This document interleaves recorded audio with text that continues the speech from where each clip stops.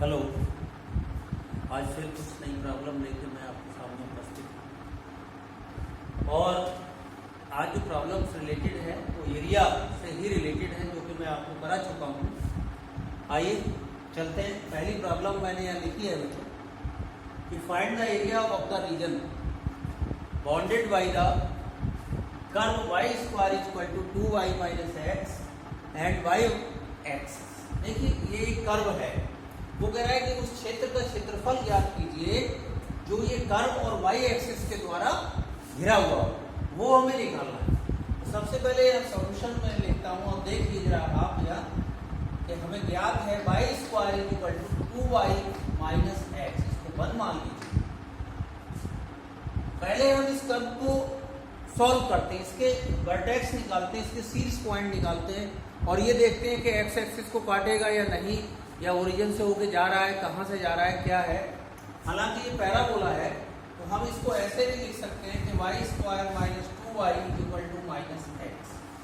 इसको ऐसे भी लिख सकते हैं y स्क्वायर माइनस 2y, एक इधर जोड़ दीजिए और एक इधर जोड़ दीजिए। ये आपका बन गया y माइनस y 1 का होल स्क्वायर और यहाँ से माइनस साइन कॉमन ले लीजिए x माइनस 1। तो जो हमारी वर्टेक्स आए, देखिए अगर यहाँ से हम देखें वर्टेक्स, इसके जो वर्टेक्स आएंगे वो आएंगे कितना, x माइनस 1 है तो 1 और y माइनस 1 1, यानी 1 कॉमन 1।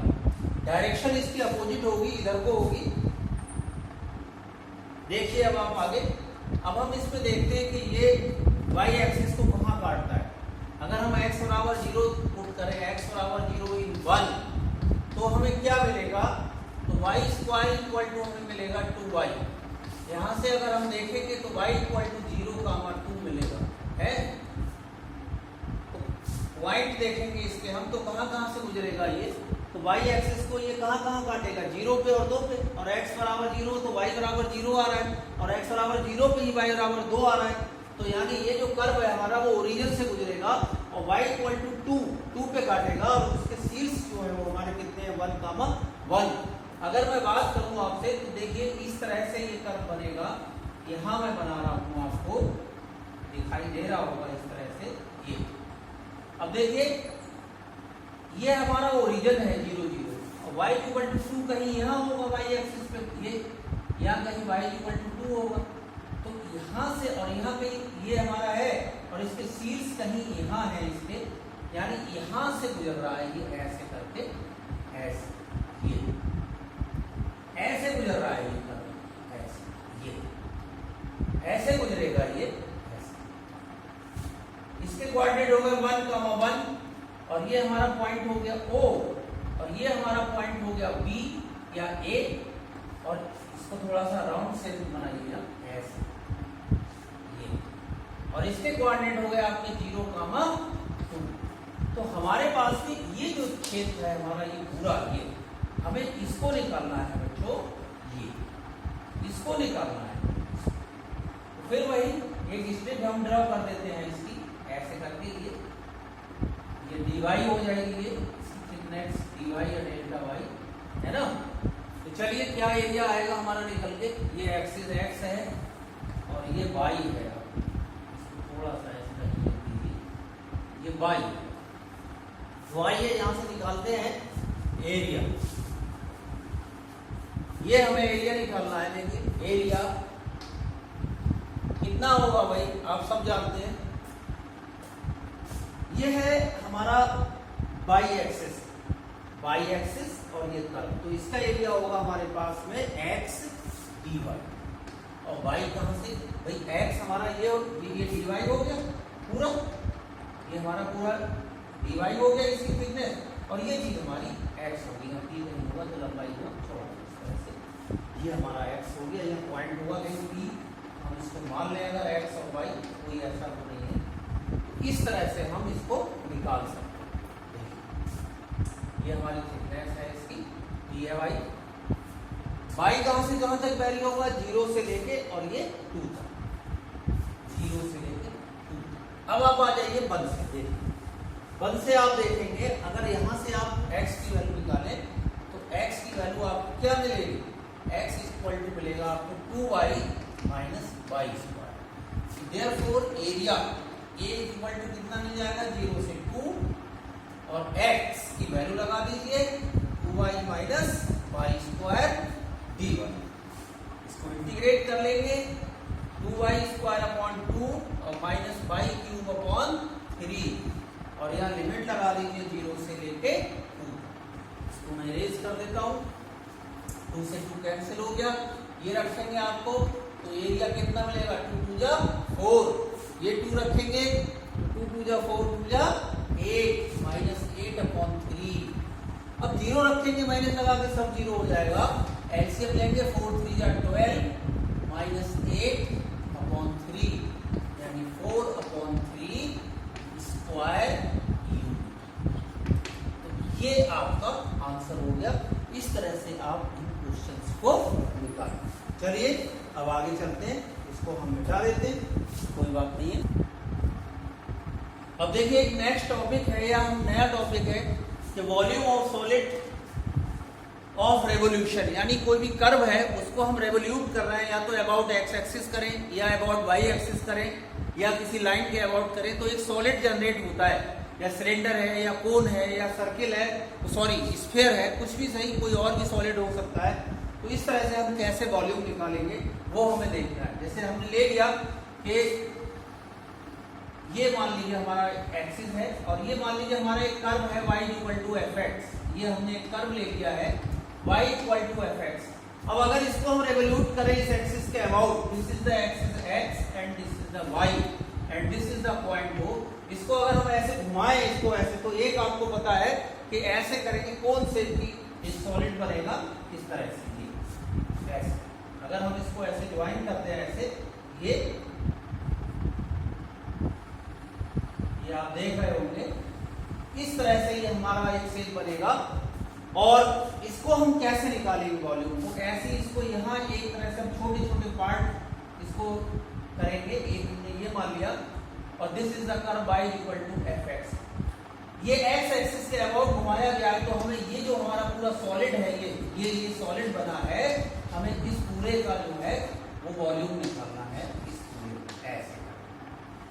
अब इसका निकालने का देखिए बच्चों क्या तरीका है वो मैं आपको बता रहा हूं।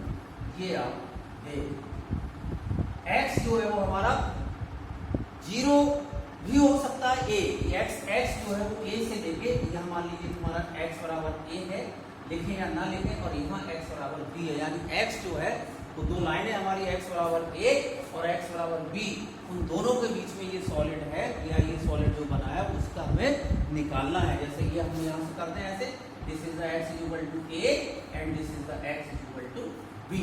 तो कैसे हम वॉल्यूम निकालते हैं, आप जानते हैं बच्चों कि वॉल्यूम इक्वल टू होता है एरिया इनटू थिकनेस। किसी चीज का एरिया अगर हम निकालें और उसकी थिकनेस निकालें, तो देखें जैसे ये इसकी थिकनेस अगर है तो ये हमारी आ गई dx है ना, और एरिया जैसे ये हमारा एक सर्किल है, ये हमारा क्या है सर्किल है, ये पूरी जो वैल्यू होगी वो इसकी क्या है y, अगर हम ये y मान लें, हमारा पॉइंट हो गया हमारा x और y, और ये एक चक्ति बनी है, एक हमारा ये चक्ति कहते हैं सर्किल टाइप की होती है, वो हमारा ये बना है। अगर हम इसकी डिस्टेंस इतनी y मान ली हमने, ये इतनी है ना, और ये हमारा dx हो गया, इसके quadrant p of x y हो गए, तो इसका एरिया क्या होगा आप जानते हैं सर्किल टाइप का, तो इसका एरिया जो होगा वो होगा पाई बाई स्क्वायर। सर्किल का एरिया क्या होता है पाई आर स्क्वायर, तो इसका जो एरिया होगा इस पूरी का वो होगा पाई बाई स्क्वायर। तो इस तरह से हम निकाल सकते हैं, देखिए कैसे करके हम निकालेंगे सॉलिड बनेगा। तो आइए the volume of solid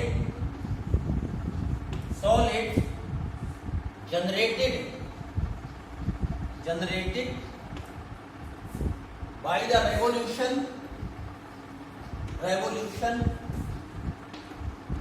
of the curve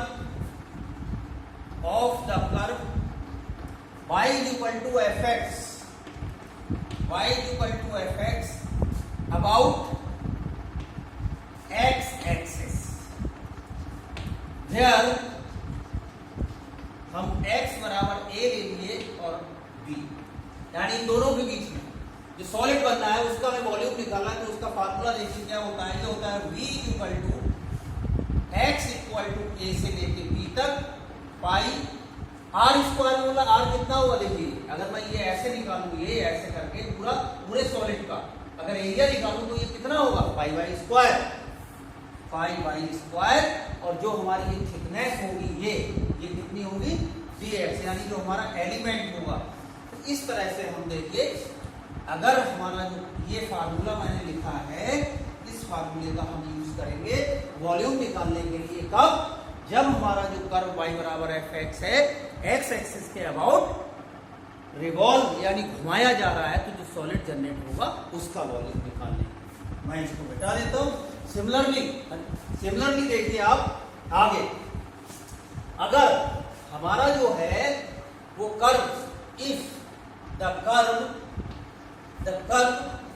x equal to f of y revolve around या अबाउट y एक्सिस, यानी ये y एक्सिस के अबाउट जो है वो रिवॉल्व हो, and y equal to c और t, तो देखिए वॉल्यूम क्या होगा, बिल्कुल यही ऐसे ही इसमें हो जाएगा y इक्वल टू c से लेके t तक और पाई x स्क्वायर dy। तो इसमें ये फार्मूला लगेगा। तो ये दो फार्मूले मैंने अभी फिलहाल तो वॉल्यूम के आपके दिखाए हैं कि अबाउट x एक्सिस हम रिवॉल्व करें और अबाउट y एक्सिस रिवॉल्व करें, तो क्या क्या आंसर होगा वो, या क्या फार्मूला है आपका, वो आपको देख के लगाना पड़ेगा। अब मैं आगे चलता हूं, प्रॉब्लम कराऊंगा आपको, ये मिटा देता हूं। क्वेश्चन है बच्चों, find the volume, find the volume of sphere यानी गोला ऑफ रेडियस a, यानी एक स्फीयर है, जैसे मैंने बताया आपको, इसका जो क्रॉस सेक्शन होता है, देखिए मैं यहाँ बना रहा हूँ, ये सर्किल टाइप का आता है ऐसे, ये है ना, और ये मैंने इसको ड्रा कर दिया ऐसे, this is the point O, x and y, इसकी रेडियस a दी है, तो इसके कोऑर्डिनेट हमारे कितने होंगे, a, 0, ऐसे इसके कितने होंगे 0, a। यहाँ मैं कोई अगर एलिमेंट कंसीडर कर लूँ ऐसे करके, तो मैं पाई बाई स्क्वायर dx ये ऐसे निकाल लूँ इसको, कोई दिक्कत वाली बात नहीं। चलिए वो करें ना करें कोई अलग बात है, इस तरह से हम इसको कर सकते हैं।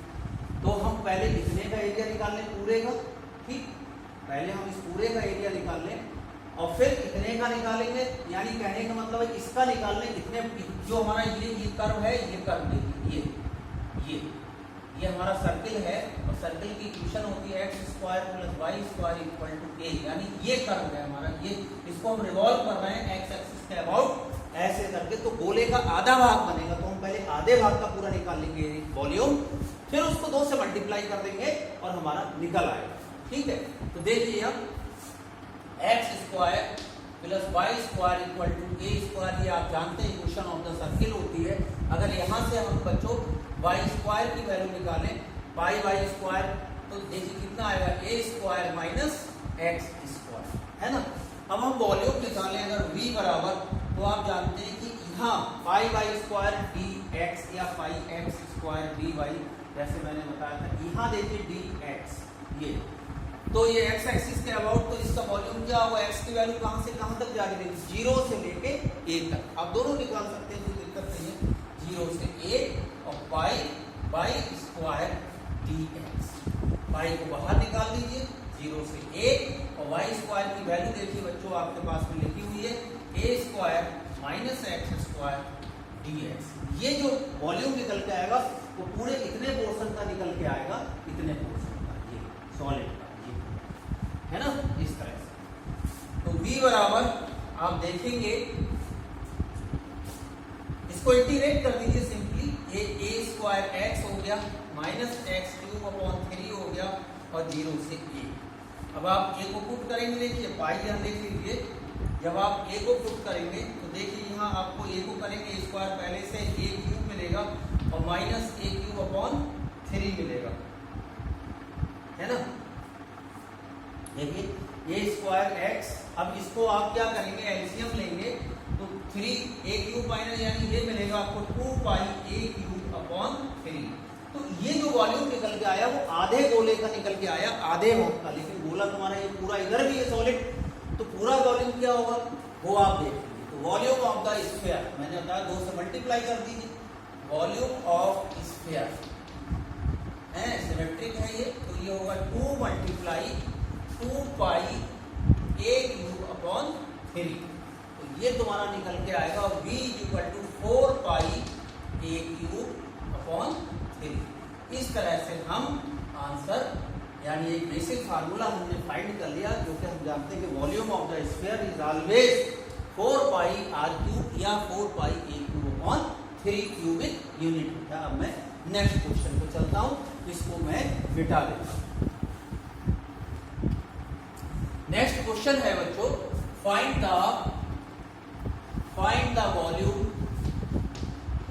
The volume of cylinder.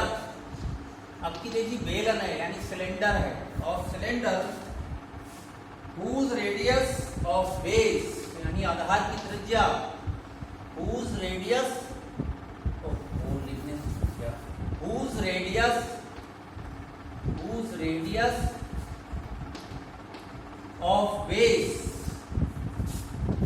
of base is r, यानी उसके आधार की त्रिज्या जो है वो r है, और हाइट जो है उसकी बच्चों वो h है।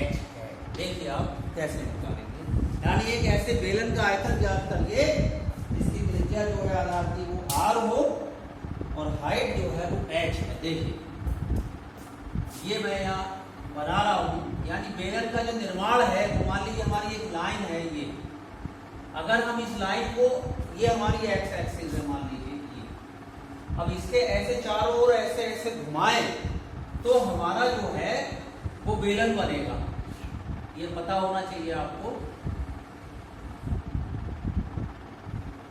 ये है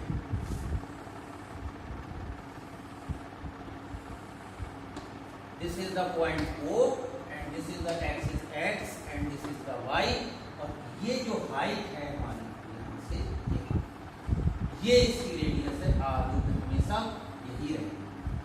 अब इसका हमें वॉल्यूम निकालना है। देखिए एक्स एक्सिस के अबाउट है, ये सॉलिड है, तो इसका वॉल्यूम निकालने से पहले ये हमारा A, B और C और D, ये जो हमारी लाइन है पैरेलल AB, इसका इक्वेशन क्या होगा वो हमें निकालना है। ये देखिए आप y बराबर देखिए इक्वेशन ऑफ द लाइन,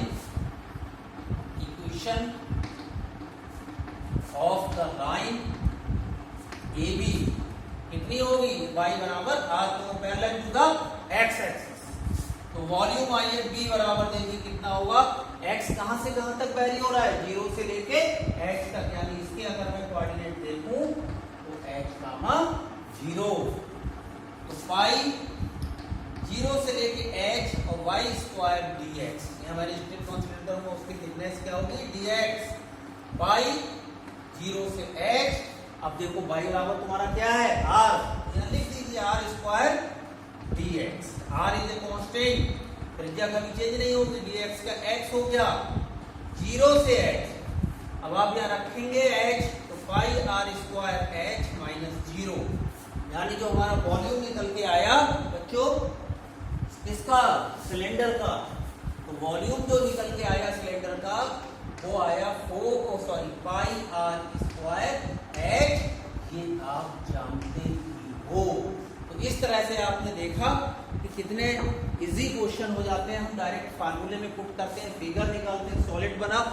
कल यानी अगले लेक्चर में मैं कुछ और भी क्वेश्चंस कराऊंगा, तब तक देखिए आप प्रैक्टिस जरूर करिए। प्रैक्टिस नहीं करेंगे तो कुछ नहीं होगा, चाहे वो कोई भी सब्जेक्ट हो, पढ़ना बहुत जरूरी है और बिना पढ़े आपको कुछ भी नहीं प्राप्त होगा। तो चलिए आप प्रैक्टिस करते रहिए, मैं कल आपके सामने या नेक्स्ट लेक्चर जब भी होगा और कुछ नई प्रॉब्लम्स और कुछ नए टॉपिक्स लेके आता हूँ, तब तक के लिए आप प्रैक्टिस करिए। Thank you very much.